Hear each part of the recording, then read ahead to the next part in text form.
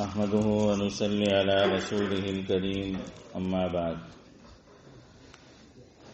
بسم اللہ الرحمن الرحیم۔ حضور اکرم صلی اللہ علیہ وسلم کا ارشاد ہے کہ حاجی کی سفارش 400 گھرانوں میں مقبول ہوتی ہے، یا یہ فرمایا کہ اس کے گھرانے میں سے 400 آدمیوں کے بارے میں قبول ہوتی ہے۔ راوی کو شک ہو گیا کہ کیا الفاظ فرمائے تھے، اور یہ بھی فرمایا کہ حاجی اپنے گناہوں سے ایسا پاک ہو جاتا ہے جیسا کہ پیدائش کے دن تھا۔ فائدہ: 400 آدمیوں کے بارے میں سفارش قبول ہونے کا یہ مطلب ہے کہ اتنے لوگوں کی مغفرت کا تو گویا اللہ جل شانہ کی طرف سے وعدہ ہے، اور اس سے زیادہ میں کوئی معنی نہیں۔ بہت سی روایتوں میں یہ وارد ہوا ہے کہ حاجی جن کے لیے دعائے مغفرت کرتا ہے وہ قبول ہوتی ہے۔ حضرت فضیل بن عیاض علیہ الرحمہ، جو مشہور صوفیاء میں ہیں، ایک مرتبہ عرفات کے میدان میں ارشاد فرمانے لگے کہ تم لوگوں کا کیا خیال ہے کہ اگر یہ سارا کا سارا مجمع کسی کریم کے دروازے پر جا کر تھوڑی سی چیز اس سے مانگے، کیا وہ کریم انکار کر دے گا؟ لوگوں نے کہا کبھی بھی انکار نہیں کر سکتا۔ فرمانے لگے خدا کی قسم، اللہ جل شانہ کے نزدیک ان سب کی مغفرت کر دینا اس کریم کے چھدام دینے سے بھی زیادہ آسان ہے۔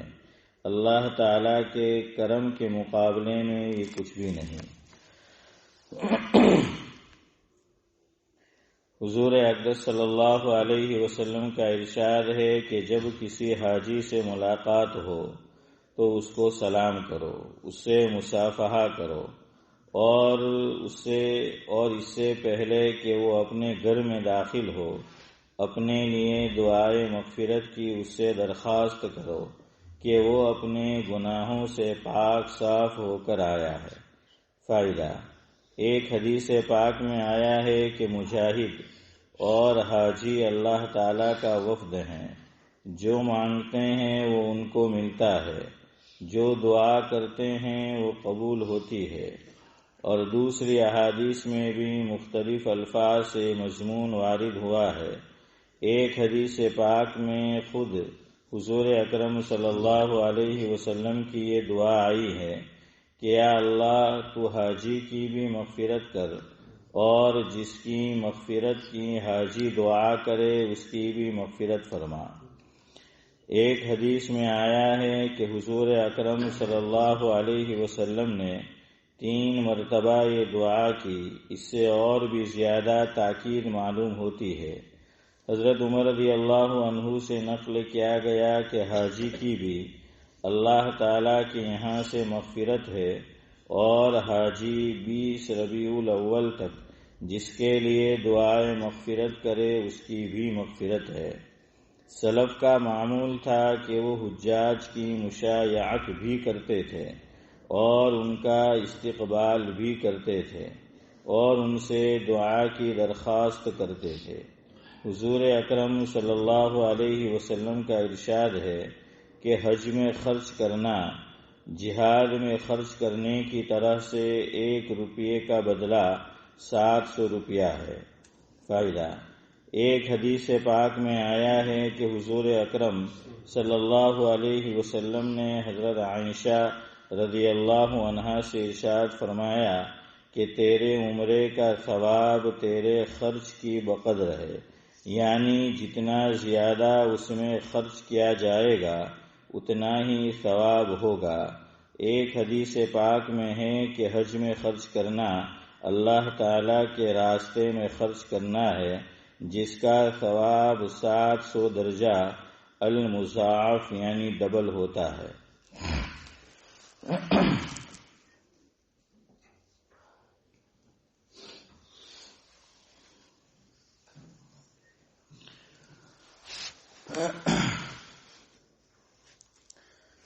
بزرگان محترم،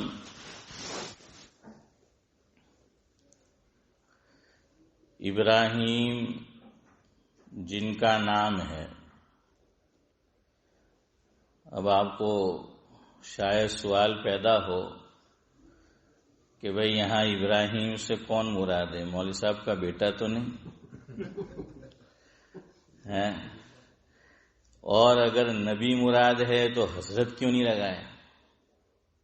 اگر نبی مراد ہے تو مولوی صاحب کو حضرت لگانا چاہیے تھا. تو بات یہ ہے کہ یہاں پر ابراہیم سے مراد جلیل القدر پیغمبر حضرت ابراہیم علیہ السلام ہی مراد ہے، مگر شعر میں وزن نہیں بیٹھتا، اس لیے شعراء وزن بٹھانے کے لیے آپ دیکھنا حضور اکرم صلی اللہ علیہ وسلم کا نام نامی اسم گرامی یہ بھی آتا ہے اور وہ ذکر کرتے ہیں تو حضرت ذکر نہیں کرتے، چونکہ پھر وہ وزن بیٹھتا نہیں ہے. اسی لیے جن کو شاعر مشرق کہا جاتا ہے علامہ اقبال نے بھی اسی وجہ سے جہاں حضور کا نام مبارک ذکر کیا تو لفظ حضرت ذکر نہیں فرمایا ہے. وہ مشہور شعر ہے ان کا، آپ سب کو یاد ہوگا، آپ نے سنا ہوگا کہ کی محمد سے وفا تو نے تو ہم تیرے ہیں. اور یہ میرے پسندیدہ اشعار میں سے ایک شعر ہے کہ کی محمد سے وفا تو نے تو ہم تیرے ہیں، یہ جہاں چیز ہے کیا لوح و قلم تیرے. قلم توڑ دیا ہے اقبال نے. تو دیکھیے یہاں حضرت آیا نہیں آیا کہ کی محمد سے وفا تو نے تو ہم تیرے ہیں، یہ جہاں چیز ہے کیا لوح و قلم تیرے. تو اسی طرح یہاں بھی اس لیے حضرت نہیں آیا کہ ابراہیم جن کا نام ہے یعنی حضرت ابراہیم علیہ السلام، ابراہیم جن کا نام ہے صفِ انبیاء میں بڑا مقام ہے. آپ کو میں سمجھاؤں گا کتنا بڑا مقام ہے، وقت رہا تو آج یا پھر کل انشاءاللہ، کہ ابراہیم جن کا نام ہے صفِ انبیاء میں بڑا مقام ہے. لیتے ہیں ہم درود میں نام ان کا، لیتے ہیں ہم درود میں نام ان کا، ہر نماز میں ہر صبح ہر شام ہے. ہر نماز میں ہر صبح ہر شام ہے. لیتے ہیں نا کہ اللہم صلی علی محمد وعلی آل محمد کما صلیت علی ابراہیم وعلی آل ابراہیم. آیا نا 2 مرتبہ؟ کتنی مرتبہ آیا؟ 2 مرتبہ آیا نا نام کہ کما صلیت علی ابراہیم وعلی آل ابراہیم. اور امام شافعی علیہ الرحمہ کے یہاں تو جب تک ہم درود نہیں بھیجیں گے نماز میں تو ان کے یہاں نماز ہی نہیں ہوتی، اور درود جب بھیجیں گے تو ظاہری بات ہے کہ جو سب سے افضل درود ہے ہم وہی پڑھیں گے. اور جتنے بھی درود پاک حضور صلی اللہ علیہ وسلم سے مروی ہیں ان میں سب سے افضل کون سا درود ہے؟ ہاں، اور دیکھیے اس کا تو نام بھی ابراہیم ہے، درود محمد نہیں ہے اس کا نام، بلکہ نام کیا ہے؟ درود ابراہیم ہے. کیوں درود محمد نہیں ہے، درود ابراہیم ہے؟ اس لیے کہ جو آدمی جتنا بڑا ہوتا ہے نا وہ اتنا ہی اپنے کو چھوٹا سمجھتا ہے، یاد رکھنا.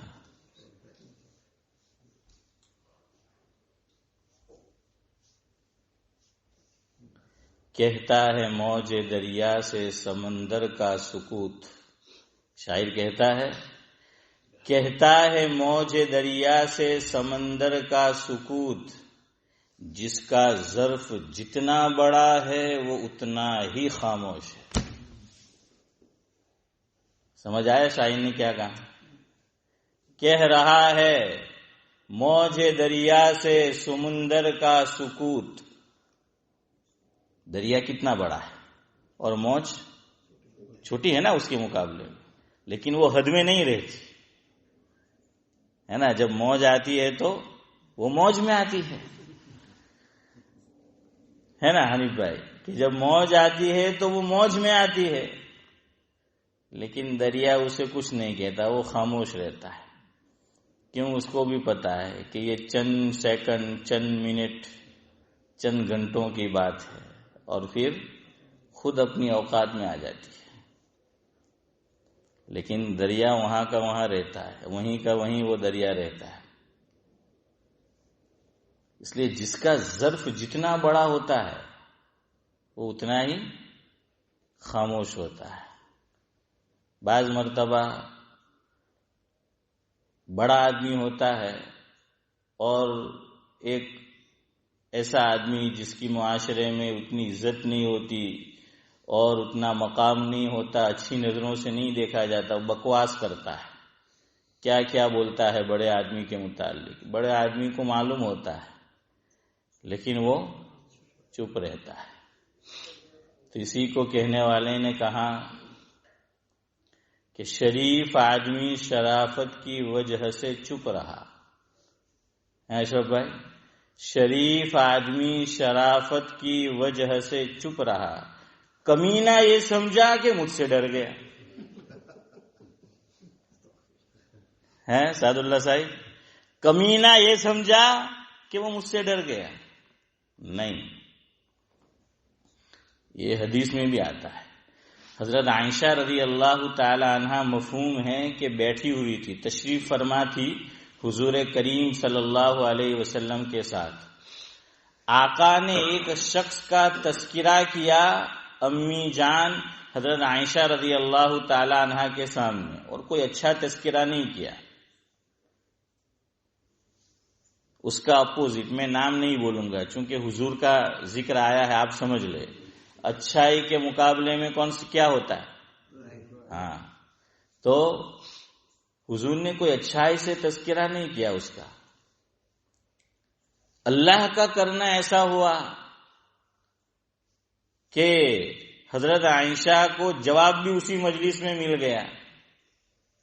یا تو وہ آ رہا ہوگا دور سے تو حضور نے اس کو دیکھ کر اس کا تذکرہ کیا، یا ہو سکتا ہے کہ ویسے ہی تذکرہ کیا اور وہ بائی چانس آ گیا. دو میں سے کوئی بھی ایک بات جاوید بھائی ہو سکتی ہے.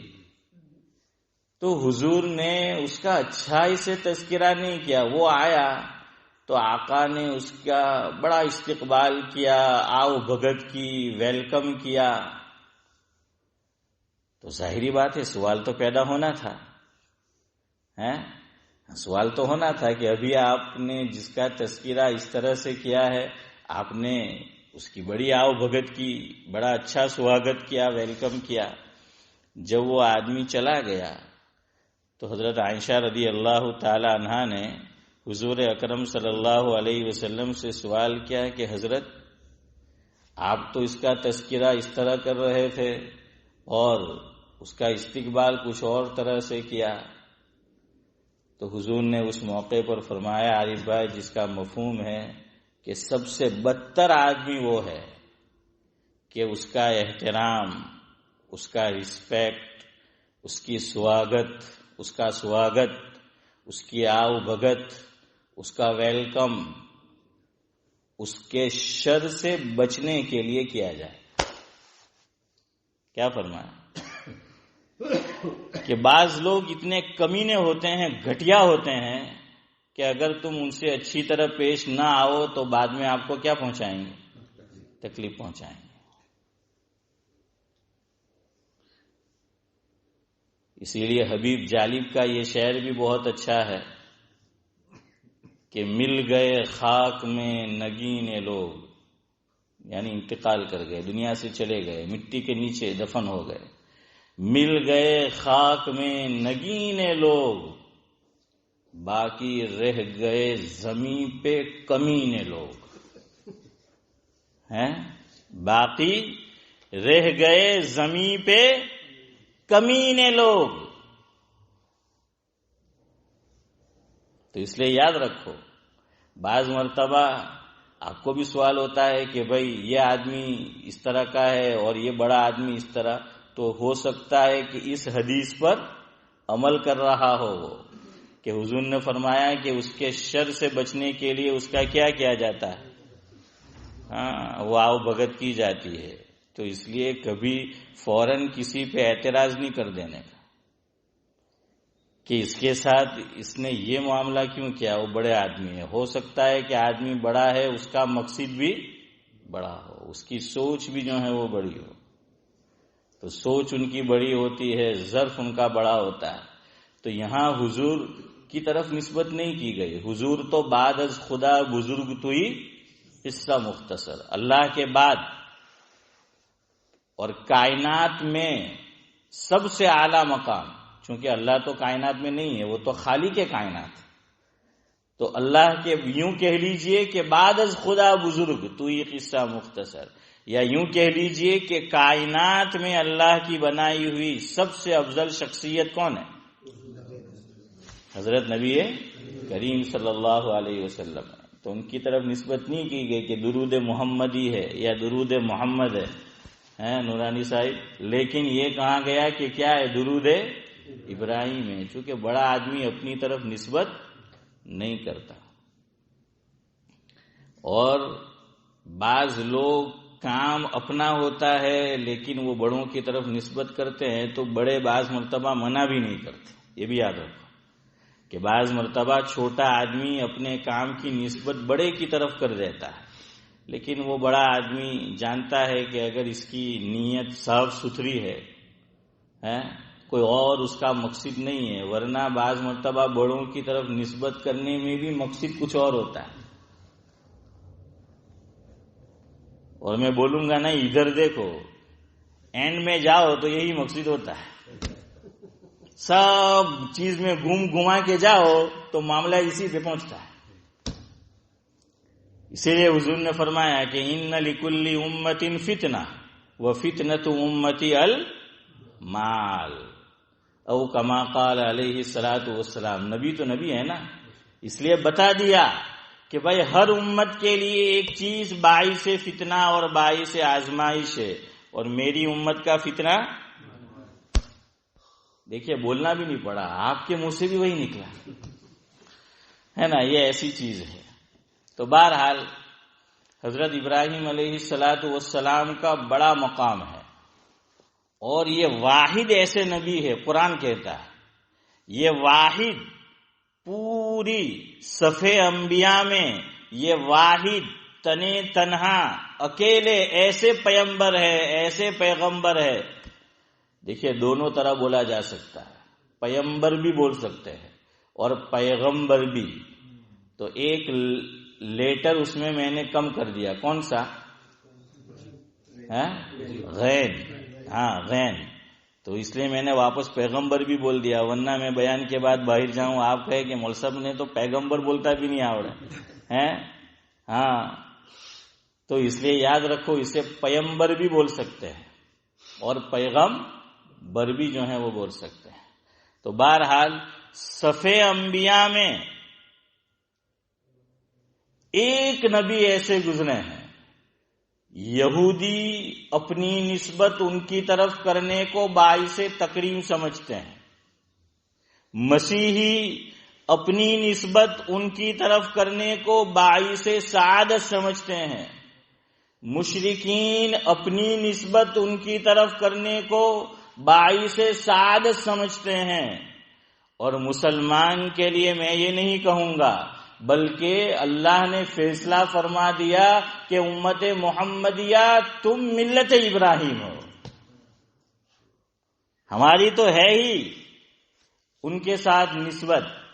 دلیل قرآن کریم میں اللہ تبارک و تعالی ایک مقام پر ارشاد فرماتے ہیں کہ ما کان ابراہیم یہودیا ولا نصرانیا ولكن كان حنيفا مسلما وما كان من المشركين.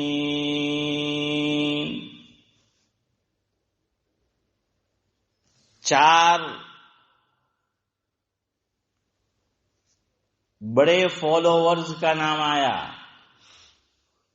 ان میں اللہ نے فیصلہ فرما دیا کہ ما کان ابراہیم یہودیہ، ابراہیم علیہ السلام یہودی نہیں تھے، قرآن کہہ رہا ہے. ولا نصرانیہ، اسماعیل چچا کیا فرمایا کہ حضرت ابراہیم علیہ السلام مسیحی نہیں تھے، نصرانی نہیں تھے. ولیکن کان حنیفا مسلما، ہم ملت ابراہیم ہے اور ہماری نسبت ان کے ساتھ صحیح ہے کہ وہ مسلم تھے اور حنیف تھے. حنیف کا معنی ہوتا ہے یکسو ہو جانا، سب سے ہٹ کر، کٹ کر، جھٹ کر، چھٹ کر حق کا انتخاب کر لینا. کہ بڑا گروپ ایک طرف ہے، بڑی جماعت ایک طرف ہے، بڑا مجمع ایک طرف ہے، لیکن وہ حق پر نہیں ہے. کہ وہ حق پر ہے چاہے اس سے چھوٹی جماعت اس کے ساتھ ہے، اور بعض مرتبہ تو وہ تنہا کھڑا ہوتا ہے، کوئی اور اس کے علاوہ حق پہ نہیں ہوتا. اور یہ بات علماء نے لکھی ہے کہ مفہوم ہے بعض نبی ایسے بھی گزرے ہیں کہ جب سے ان کو اللہ تبارک و تعالی نے نبی بنایا، نبوت عطا فرمائی، دنیا سے انہوں نے پردہ فرمایا اپنے وقت پر، ایک آدمی بھی ان پہ ایمان نہیں لایا. اب آپ ذرا سوچیں، ایک آدمی بھی. اب دماغ میں ایک خیال اور بات تو آپ کی آتی ہوگی کہ بھائی فیملی تو ہوگی نا نبی کی، فیملی تو ہوگی. تو اب دیکھیے فیملی میں سے بھی کوئی آدمی ایمان نہیں لایا، فیملی میں سے بھی نہیں. لیکن اس کی وجہ سے انہوں نے راہ حق کو چھوڑا نہیں کہ بھائی سب ایک طرف ہے تو ہم بھی جو ہیں وہ ایک طرف ہو جائے. ورنہ آج کل تو معاملہ ایسا ہے، تم بھی ہو لو اسی جانب، ہوا ہو جس طرف کی. علی بھائی ایسا ہی ہے نا کہ آج تو لوگ اسی طرف ہو جاتے ہیں جس طرف لوگ ہو.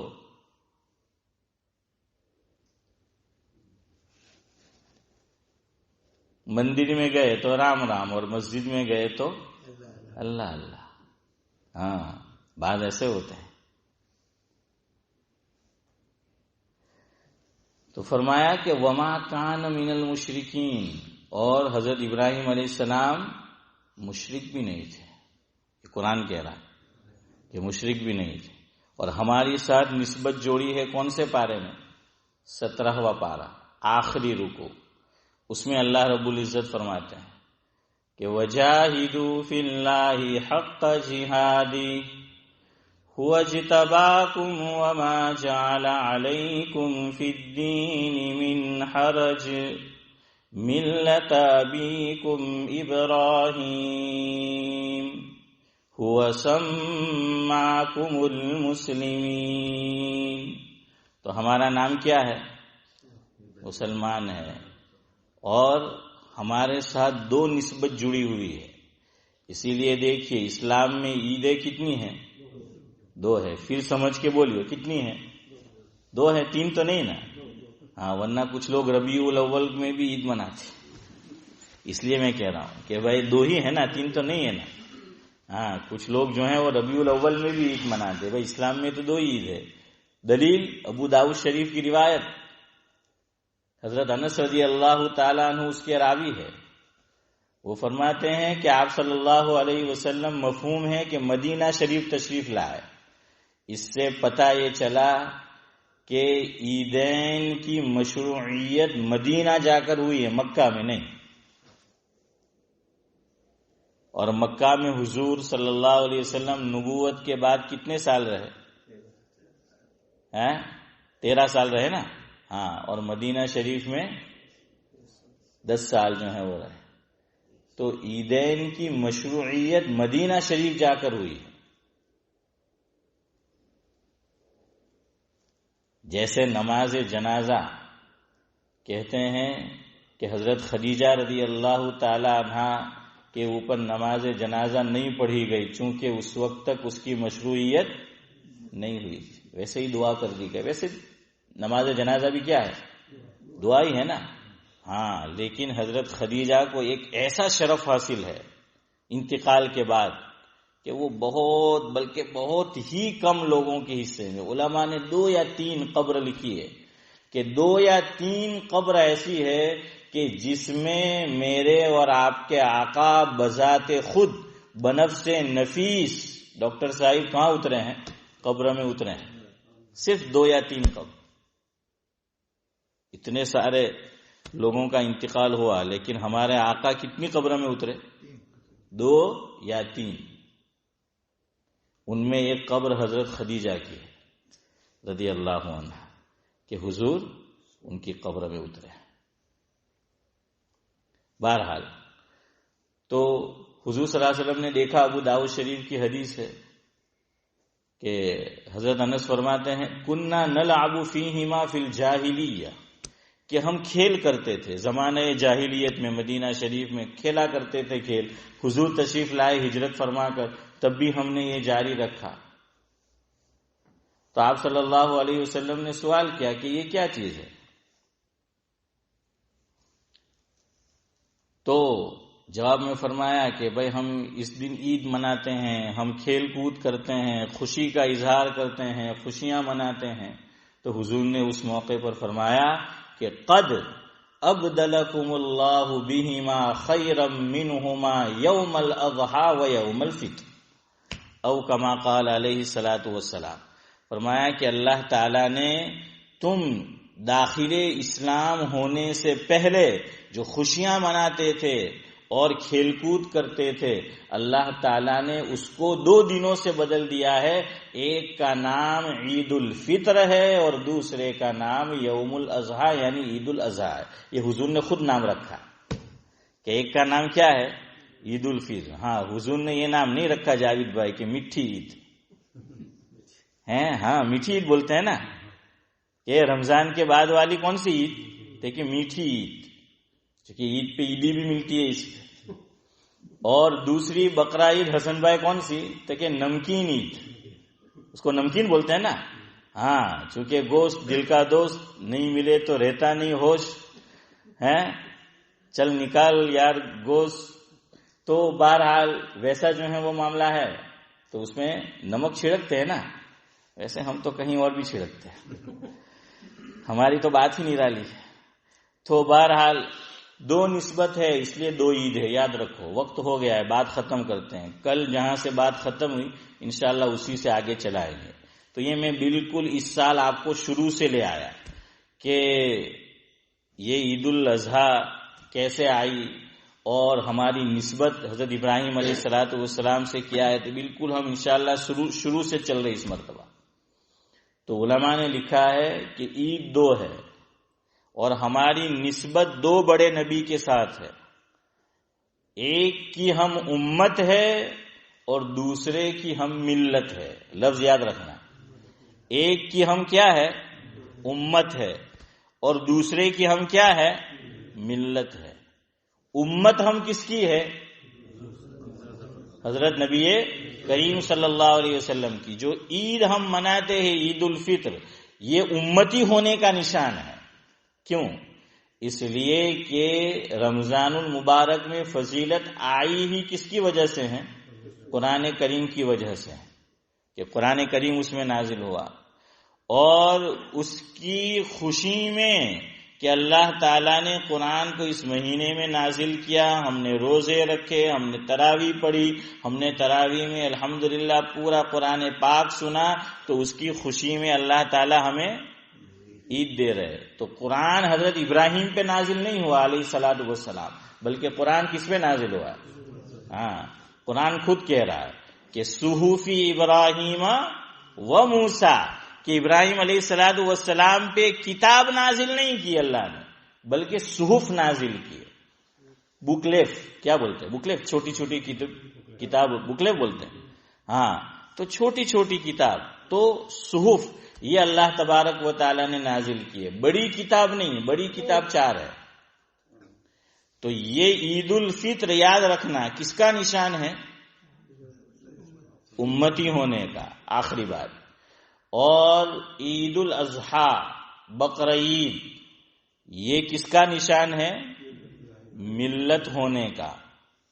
اور 8/25 ہو جائے تو کس کا نشان ہے؟ مجلس کے ختم ہونے کا. سبحان اللہ و بحمدہ، سبحانک اللہم و بحمدک، نشہد ان لا الہ الا انت، نستغفرک.